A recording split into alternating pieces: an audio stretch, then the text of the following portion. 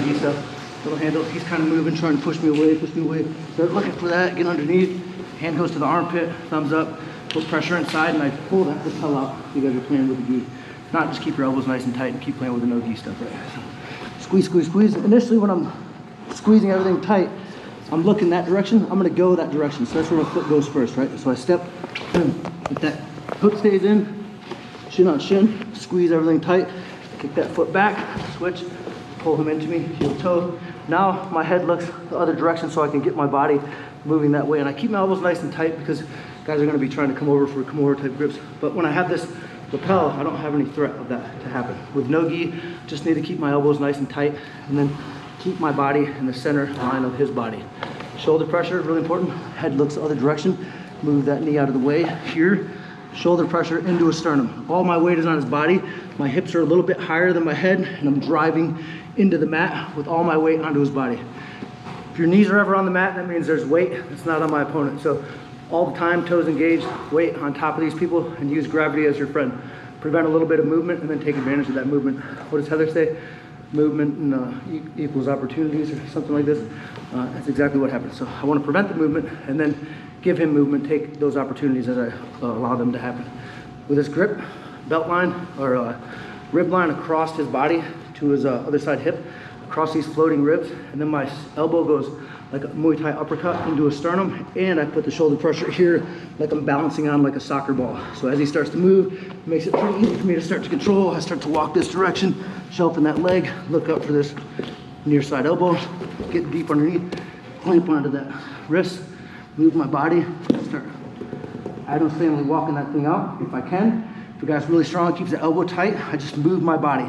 I need to get this angle in front of me in order to finish that wrist lock. But if that thing doesn't come out here, I'm like, it's not working. I change my angle a little bit. Keep deep underneath the elbow, change my angle this direction. Now the pressure goes that way. So that's like a little trick of that wrist lock. It's gonna be there all the time. Ideally, I get it out in front of me by walking my hand with the Adams family thing. Here, walk, walk, walk, walk, over top, finish. If I can't, he's got that tight, I'm like, I'll go this way. Just change my body a little bit. Does that answer your question with the head movement? Where's that? Where'd he go? Yeah, you good? So head looks one way, and I switch my body back and forth. What was the other question we had over there? Someone else had a question? Okay, cool. All right, so lapel grips. Great options to have. That belt grip's a good option to have as well. I'm always fighting for these things. If I do have a gi on, I'm always looking for lapel stuff. So I'm like opening stuff, grabbing the belt line, driving forward.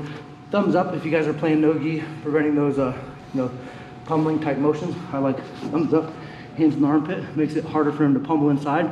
So as I do get a lapel grip, it's the same idea. I'm here, rock his body, pull that thing deep, pull him to me. My hands stay thumb up here. So even if he has a cross collar type grip, deep inside and wants to try and choke me, go ahead and try to choke. I just stay here. Bother, bother, bother. Okay. Over top. Shoulder pressure. Now I stand here, just let him cook for a little bit. He doesn't like that hand probably there much anymore. You can still get into that wrist lock position. So that's always going to be there. Play with that wrist lock a little bit, change the angle of the elbow, and then get in line with it to get that shoulder pressure forward. Questions on that? Let's get that wrist lock a couple more chances and then move into the next positions. Cool? Yes, sir. Quick question, when you're past the second leg and you're doing no-gi, what's your far side arm grip? Are you just cupping the... Yep, I'm just going next to the hip line. Elbow stays close to his belt, essentially. Trying to squeeze everything together nice and tight. And then as we get to moving, I'm going to go into over-under type position as well. And that's going to be kind of the next series of stuff. But as I get this control, elbow stay tight here. I get control of his armpits, in this position. So I can't start pummeling underneath. Just gotta switch over top. Elbows are squeezing here tight. And then left hand starts moving to get that out of the way so I end up like here initially. So I'm squeezing everything tight, blocking his hips from moving that direction a little bit. But as he starts to move, I just keep walking through this elbow. Trying to get the wrist lock. Make sense? All right, a couple more times, guys. We'll move on. 1, 2, 3.